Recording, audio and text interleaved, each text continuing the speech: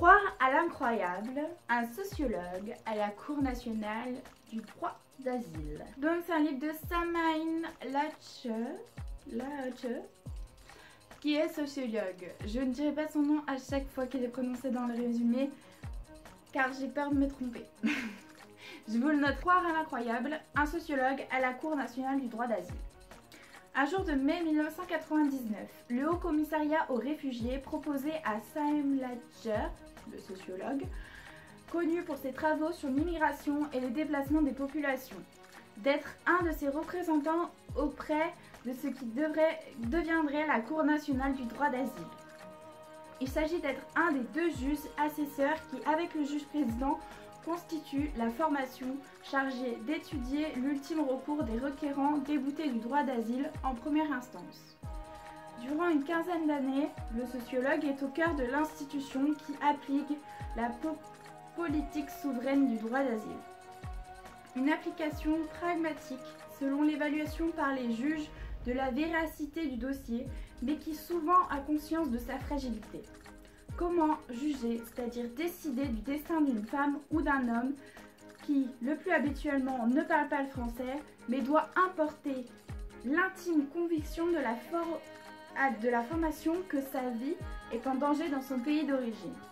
Il faut que les juges se forgent une opinion alors que les faits supposés se sont déroulés à des milliers de kilomètres sans véritable témoin ni preuve, et dans un contexte de spécificité religieuse, culturelle ou linguistique que seuls des anthropologues de terrain pourraient appréhender. Comment savoir ce que furent réellement les épreuves subies par les requérants quand les femmes tairont en particulier les violences dont elles ont été victimes? Que les réfugiés racontent souvent un même récit dont d'autres requérants leur ont dit que c'est celui-ci et pas un autre que les juges attendent et entendent. Qu'est-ce qu'une preuve lorsque le juge doit se fonder sur la seule bonne foi de celui qui demande? Le sociologue nous conduit dans des arcades du droit d'asile, mais il est une question y assaille les juges comme en témoigne ce document exceptionnel sur une justice qui est rendue en votre nom. Je vais prendre mes petites notes et on va pouvoir commencer. Donc, j'ai commencé par vous raconter le contexte dans lequel j'ai lu ce bouquin. Pourquoi j'en suis arrivée à lire ce bouquin qui était quand même assez spécifique. Je l'ai lu dans le cadre d'un travail de groupe nommé IRAP, donc Initiation à la recherche-action et ou participative, dans le cadre de ma formation d'assistante de service social.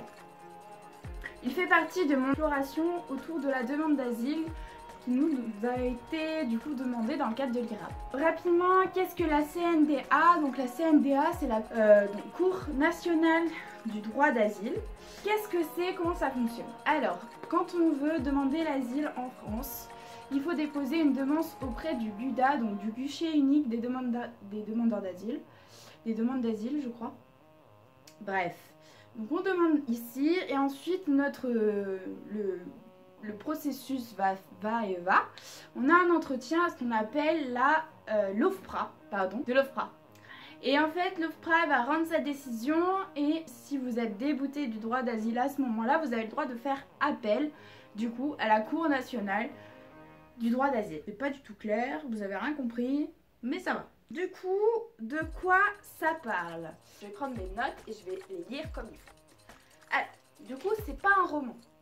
C'est plutôt un partage d'expérience. Donc c'est un écrit sociologique à partir d'observations sur le long terme, de souvenirs et de ressentiments que le sociologue, en tant que juge à la Cour nationale du droit d'asile, a pu retranscrire. Donc cet ouvrage il permet de s'ouvrir à une réalité qui est aujourd'hui ignorée ou du moins dissimulée. Et ça parle du vécu des personnes qu'il a rencontrées, que ce soit dans le cadre de son travail en soi, donc les autres juges, les autres acteurs de la Cour nationale du droit d'asile, et du coup des personnes demandeuses d'asile.